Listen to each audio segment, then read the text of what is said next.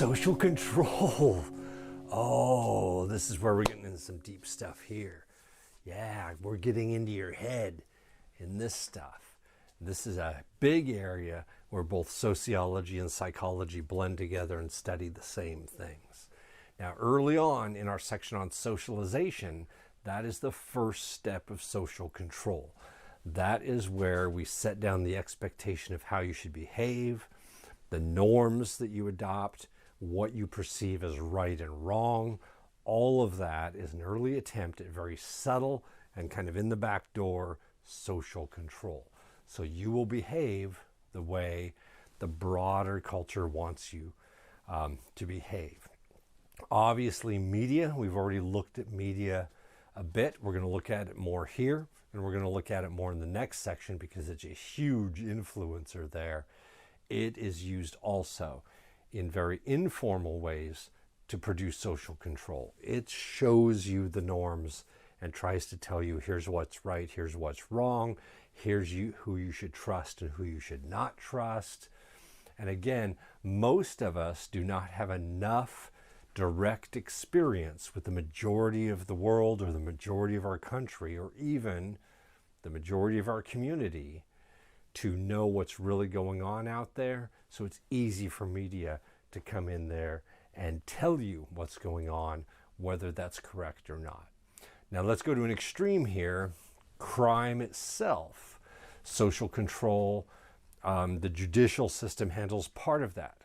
Some violations actually are crimes and we will pull you out of the system. And that's where we get into, as the slide says, both crime and legal codes. The political system sets up rules as far as what counts as a crime and what doesn't. All of that is an attempt at social control. Keep you in line out of fear of the punishment of what could happen if you violate it. So, so we swing over into media here. The internet plays a huge part in this because it is so widespread and so many people get information from that. So we're going to talk about a concept here first called feel facts. And as it says here, they're not, when we say something is a feel fact, by definition it's something that's not true, but it fits how you want to see the world or it fits your beliefs, so you'll let it in. Let's roll back to the psych side for a minute. Here's where we get confirmation bias. If I read something that fits what I believe, I'll let that right in and I won't even question it. If I am exposed to something that doesn't fit how I see things, I'm going to try to dismiss it in some way or disregard it. So this is where we get things. If it's something bad about a person or a group you don't like, bam, you're going to let it right in. If it's positive about people or group you like, bam, you're going to let it right in. And that's where the first step of manipulation happens. And we get a lot of that through the media. And this, as we're going to talk about many times, this is the big route. Advertising uses this, but it is so easy in the last 20 years especially to look at how politicians have learned to use this. There was a time where a politician had to convince you that they were the best person for the job. Now they can just convince you that the other side is dangerous to you or bad in some way. And that's how they can reel you in. In the 2008 elections, John McCain attempted in a rally to say that Barack Obama was not a bad person. He was not a Muslim. I do not believe in, I can't trust Obama. I have read about him, and he's an Arab. He is not. No?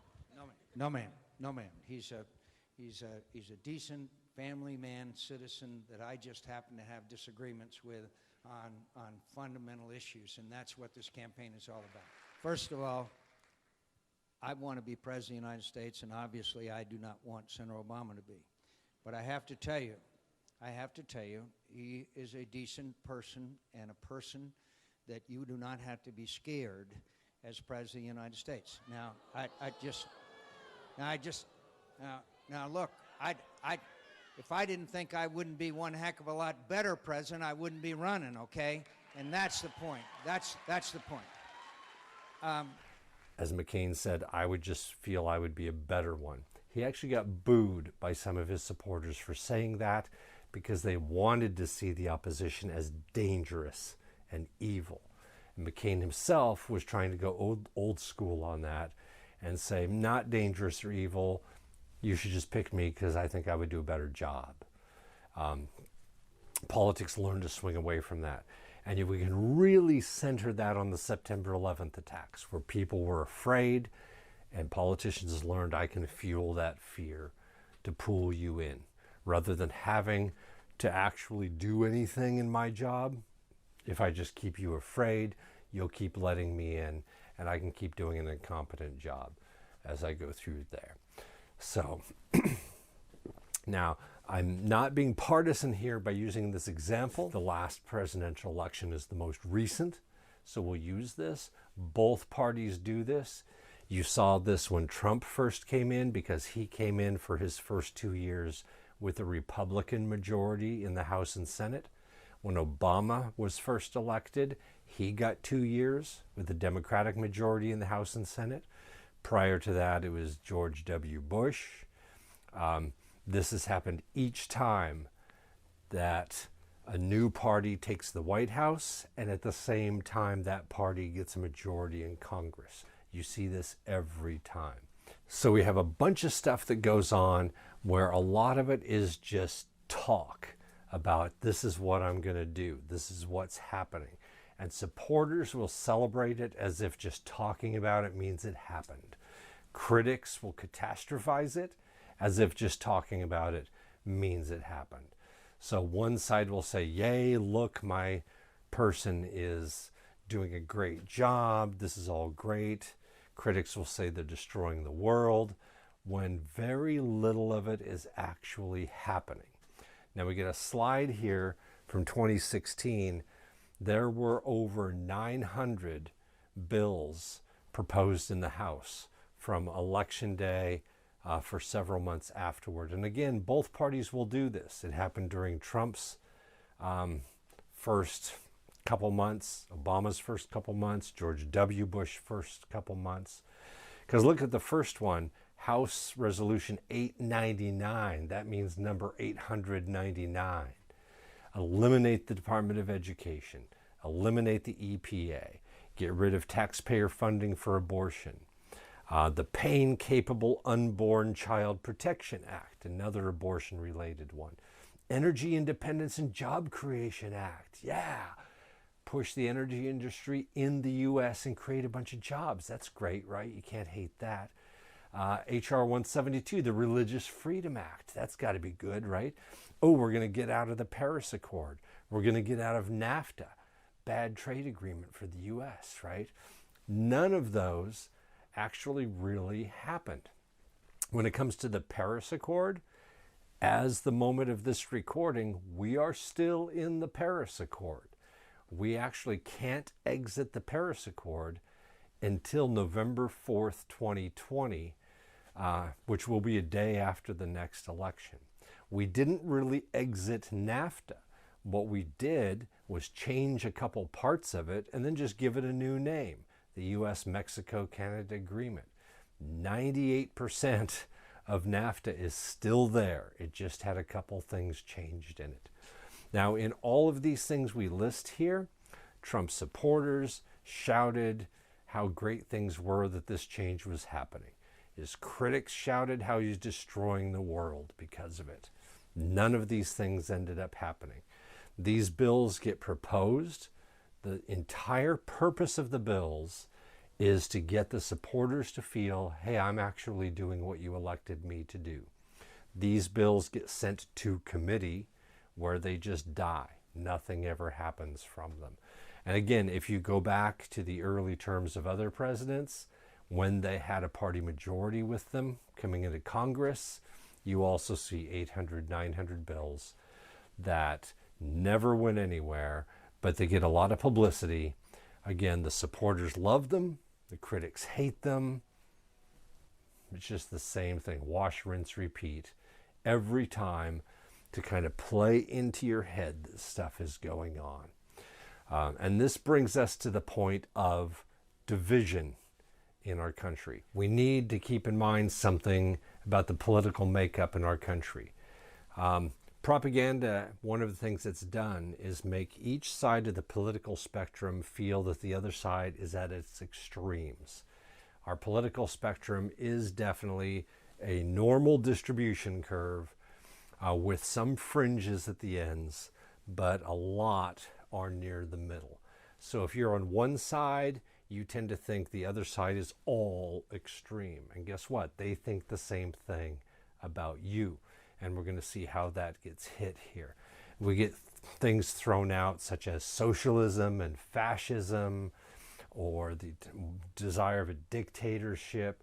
Those things are all meant just to make you hate the other side and to make it feel like it is not just a big threat to the country, but that you would rather have a foreign entity influencing the country than have the other party in control. If you have a feeling like that, you've been hit by some of the stuff we're going to look at. You may even recognize some of them as we go through. Again, the biggest way to maintain control is to create fear of people outside that area. So if you're on one side of the spectrum, you can easily see where the other side is lying about your side of the spectrum. But keep in mind, your side is also lying about their side. But you don't see that because you're not part of that side. There is not that much difference between the two parties. The difference is in the supporters of either side. That's where propaganda seeks to divide, to pull you aside. When you hear about undecided voters in every election, and you may wonder, how can you be undecided? It's obvious you're going to pick one or the other. The majority of people along that political spectrum are in the moderate realm, and there's a lot of crossover in there, which is why we will shift parties every 4 or 8 years, because those moderates will change which side they're going to support. In the 2016 election, we actually saw a lot of crossover. Among moderate Republicans, there were quite a few that did not feel comfortable with Trump as a candidate, so they either voted independent or they voted Hillary Clinton. On the moderate Democrat side, you saw a lot of people who were not comfortable with Hillary Clinton as a candidate, and they also voted either independent or voted Trump. You get that crossover a lot. Propaganda doesn't necessarily try to sway the fringes because you don't need to. They're going to stay where they are, and they're not going to change who they go for. The propaganda is looking at swaying those moderates in the middle one way or another.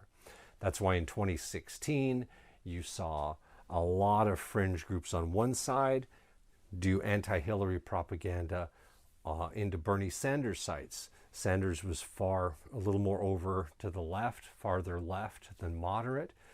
So the idea was get those people disliking Clinton. So if Bernie did not get the nomination, they were less likely to vote at all or more likely to vote third party. In the 2020 election, even though Joe Biden's campaign in the beginning looked like it was dead on arrival, didn't look like it was doing much of anything, more propaganda was attacking him than any of the other Democratic candidates. Not as much on the right in 2020 because Trump was the established candidate there. There was no real competition on that side. So again, not a whole lot of difference there. We are trained to perceive a difference there more than what is really there. So let's look at some of the actual memes that fly around here. This one is obviously liberal propaganda. You see the GOP symbol, including Russian symbol there in the O. And then, of course, Putin. Why am I helping the Republicans? Because Republicans want to destroy America as much as I do.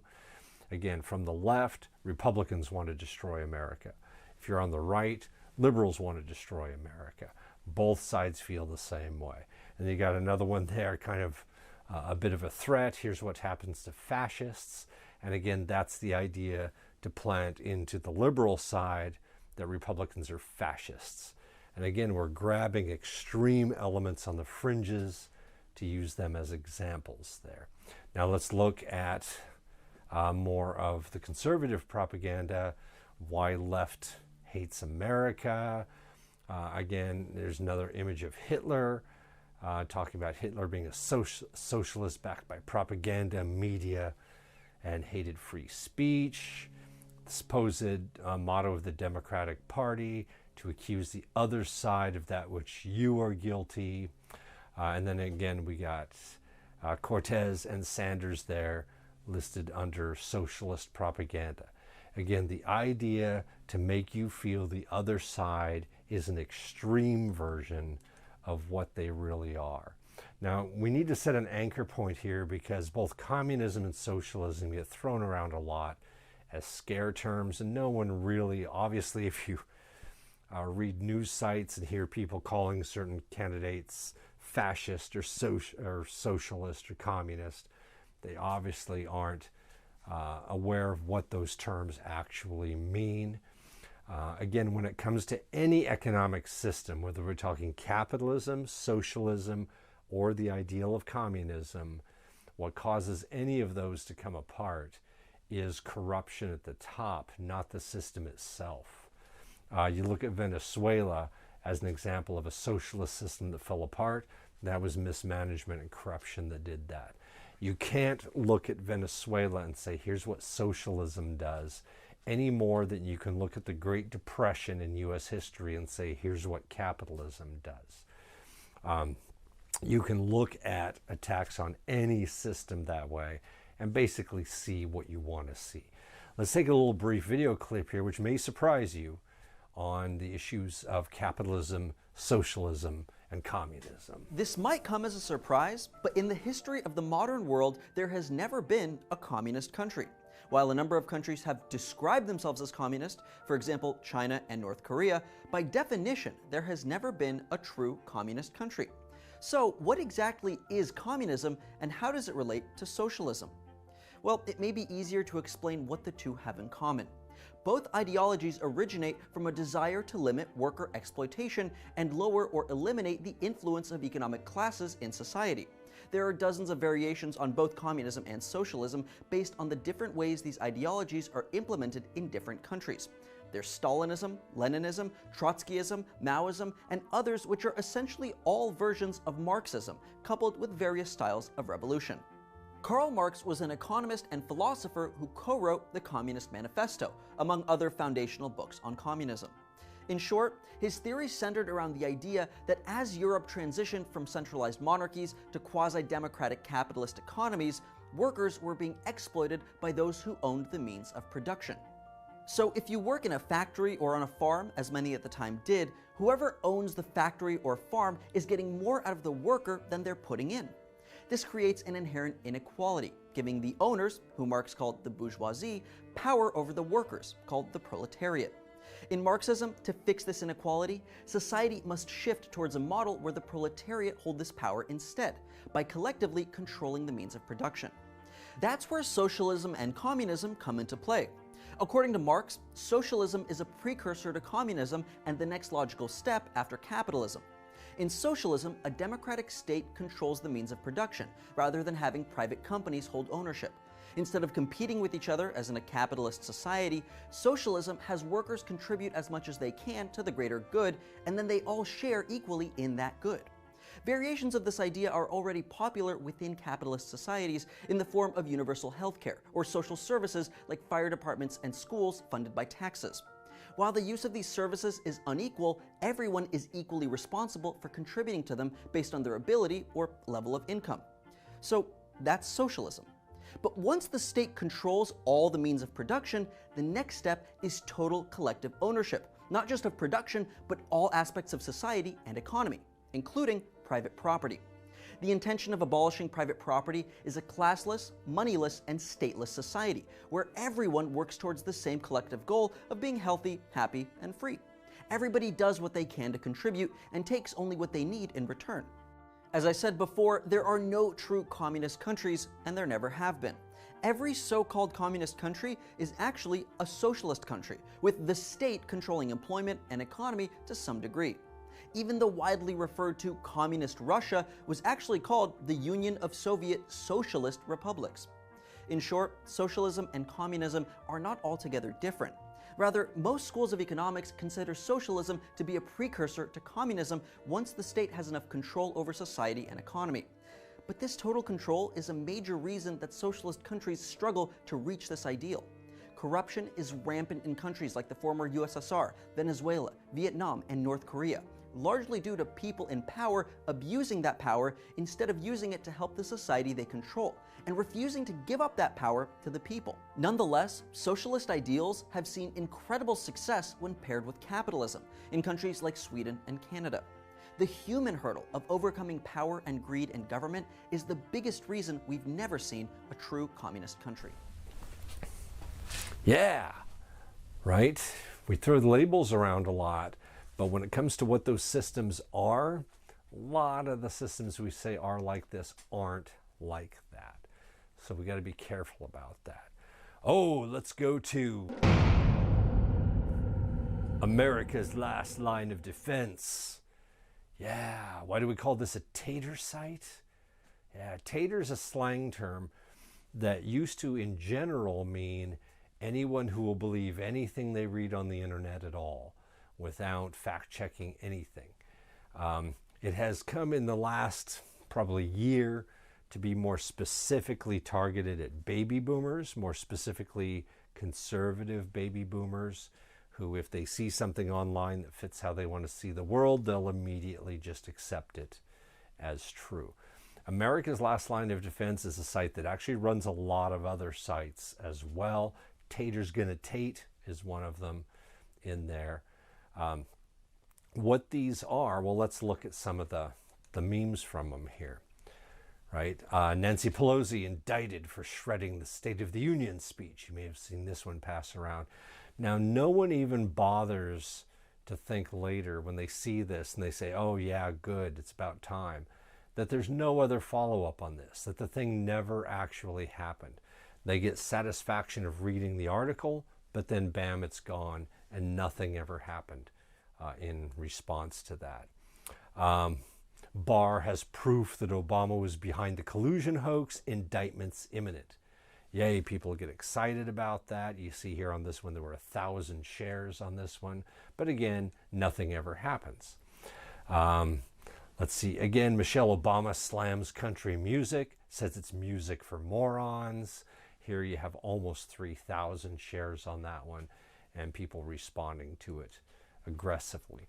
And here's a newer one, picture of Obama that says elegant liar, picture of Trump that says brutally honest. Which do you prefer, right? Now, these all originated from the site America's Last Line of Defense. So you would say, wow, this is an obvious conservative site. If you're on the liberal side, you'd say this is a conservative propaganda site. It is actually a propaganda site. But look in the lower left corner on this last one. Do you see that little box there? Let's zoom in on that and see what that says. If you think Trump is honest, you're not just dumb, you're ignorant. Yeah, the America's Last Line of Defense site, here's their description on their site. Again, liberal troll. Tater sites are sites that appear to be conservative. They make up extreme stories about liberals, and then they put them onto conservative sites to see how many shares they can get. They're basically a troll site. Why do they do that? Because they run advertising on their sites, and they get money based on how many people hit their sites, and they get millions of conservatives hitting their sites. Their stories are completely made up. None of them are true. The tater sites here we've looked at are run by just a handful of people who, by their own admission, will get up in the morning and think, what extreme thing can I put out there that people will actually believe? Now, domestic divide and profit, we're going to look at foreign influence in a minute, but there's a lot of people out there doing this for the money they can make from the ads they get from it. Now, Cyrus Misumi was one of these. Look at these two. The one on the left is obviously a slam at Trump, more of a liberal one, from a site called the Truth Examiner. The one on the right, much more conservative site, from a site called Mr. Conservative. Both these sites have since been removed in the last year. Misumi ran both of these sites. Basically, he ran multiple sites that in some cases would be propaganda thrown at liberals that they would like. Other sites were propaganda thrown at conservatives that they would like, just to get them clicking on it, driving ad traffic to these sites, and he made a lot of money doing that. Both of these came from the same person, playing both sides of it. And that can be an ongoing issue. Now the Nancy Pelosi one, there was one that came up where she made that statement about taking away taxpayers' hard-earned money. It was supposedly a tweet that she sent out that supposedly got quickly deleted. Initially, some of those were clear screen prints, and then later on you saw people post what looked like cell phone pictures off a screen. Oh, I got it before she deleted it. Yeah, those were actually from a site called Tweeteroni, in which you can post anything, any fake tweet from anyone who is a Twitter user. And you can actually see the watermark down in the corner on it. That's why later they started taking cell phone pictures where you couldn't see the watermark from the original site on that. None of those were true. The people never actually said those things. It's just thrown out there. Now let's hit foreign influence for a moment, and we have to kind of anchor a point here. Obviously, the last 3 years, there's been a lot of talk, the whole Mueller investigation on the Trump campaign's association with foreign entities to help him get elected. We're not going to touch that. We're not going to go there. One, because we don't need to. There was another issue that kind of got swept under the rug on this one, and that is simply foreign influence in flooding the internet in the US with propaganda to divide us. And it didn't even matter the politics there. It was no one party doing it more than the other. The idea was to get us hating each other and to create a divide here. And this is one, I believe 2 years ago, the Justice Department released some findings on this one. So you'll see here a picture of a building, the Internet Research Agency in St. Petersburg, Russia. This was set up in 2013, 7 years ago now. Its entire purpose was to hit us with propaganda that would get us angry at each other and get us angry at each party, to create a divide. So again, their entire goal at that time was to get you to have a feeling that the other party is evil, is wrong, is dangerous, to get you to hate them, to create a divide there. Not just the party, but people who are parts of that party, to really get us flaming out at each other. All the memes we're about to see and all the stories we're about to see that went on social media, they flew around Facebook, they were on Instagram, they were on Twitter, all over the place, all came from this building. They were all originating from similar IP addresses, and we're going to see they were hitting different sides of the spectrum. So let's hit racial issues here. You see on the left several sites that promote the Black Lives Matter movement, but again, coming from the same place, same original source. You see the ones on the right that kind of push the opposite of that. The being white is called racist. And here's where you really started to feed the idea Black Lives Matter versus All Lives Matter versus Blue Lives Matter. Now those responses did originate in the population in the US, but this group in Russia grabbed that and made sure they could drill that in even more to create separation. Right? Again, same building out of St. Petersburg. On one side, never forget, Black Lives Matter. On the other side, black mob attacks pregnant woman. Right? So, again, same thing, trying to attract different groups and create different feelings. The one on the left, the Army of Jesus, which again is a foreign-based site. Satan saying, if he wins, Clinton wins. On Jesus, not if I can help it. Press like if, to help Jesus win, right? Very conservative on that side. But then the other side, not my president, endorsing a demonstration to protest the election of Donald Trump. Again, both of those coming from that same site. Here we have another one again, promoting on the left, police and support of police.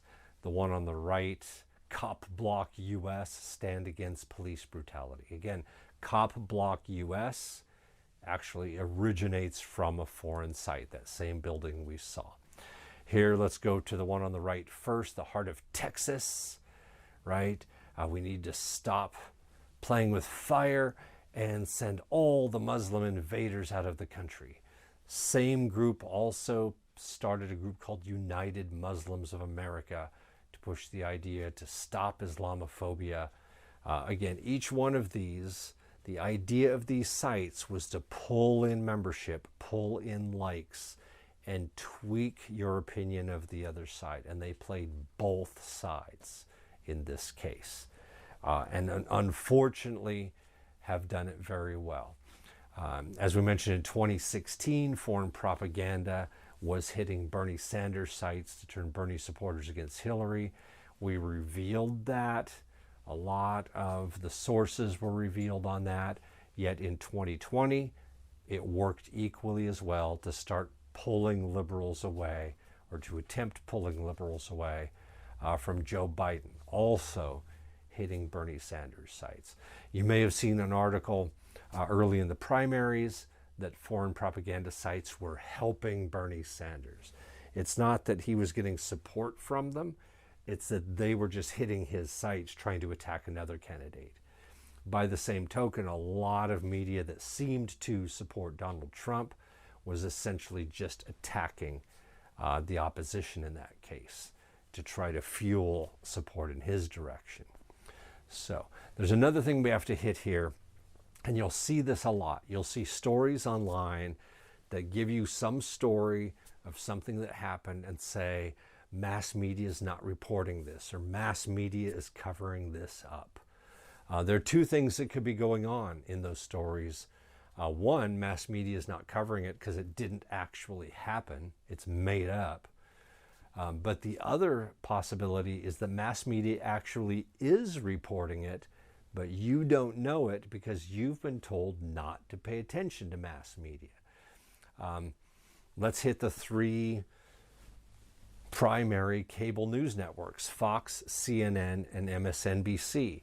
If you've been told that one of those lies all the time, so you shouldn't watch it, now I can tell you whatever I want about what they are or are not showing, and you won't know it because you're not watching it.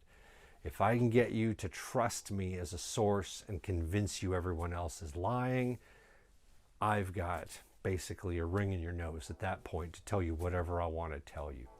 An example here,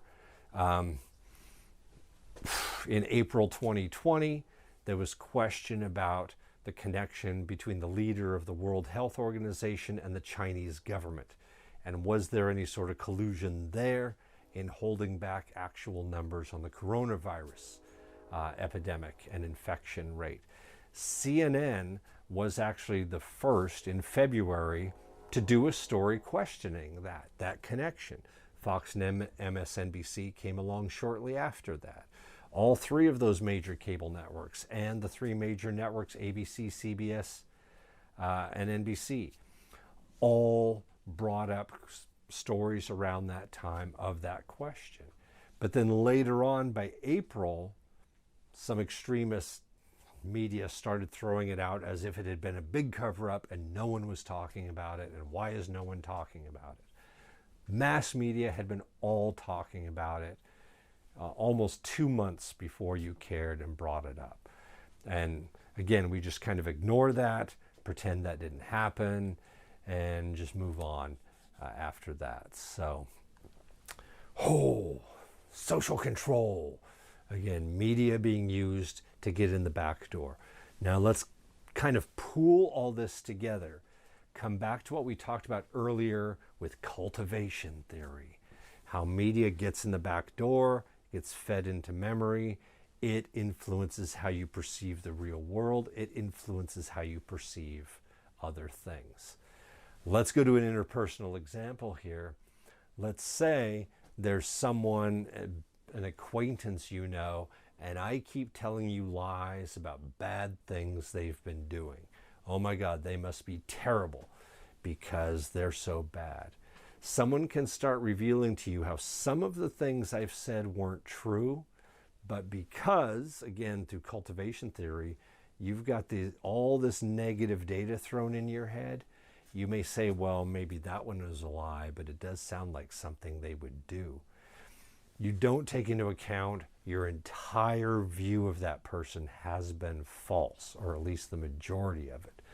Once I create an impression, you will continue with that impression. Let's move over to the psych side again for a moment. You may have heard the idea that first impressions are the most important, or first impressions last forever. A first impression of something gets in really deep, and if it's wrong, it takes a lot of countering information to change your impression there. And the propagandists know that, they play that. And again, the idea of social control there, especially with political propaganda, is not to change the attitude of the other side, it's to reinforce the attitude on its own side. I want to make sure I keep you here. So again, when it comes to that political spectrum, political propaganda most of the time does not go for the fringes. It's trying to grab those moderates in the middle and pull them more toward the extremes. Because again, the power brokers, especially in politics, fear that moderate middle that sways back and forth all the time. And so far they've had a bit of trouble moderating that and controlling that.